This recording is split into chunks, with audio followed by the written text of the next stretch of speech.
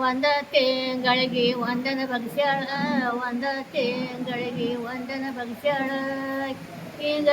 ಅಂಗಳದಾಗಿನ ಎಳಿ ಬಿಸಲ ದೋ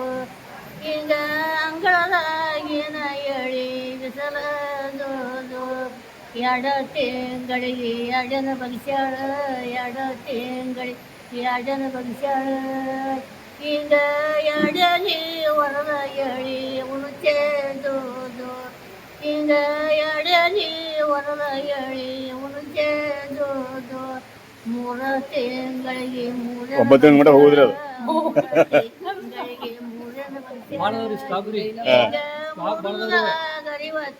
ಈಗ ಇಂಥವ್ರ ಹಾಡ ವರ್ಷ ಅಪರೂಪ ಜಗವನೆಲ್ಲ ನಾ ಗೆದ್ದು ಬರುವೆನು.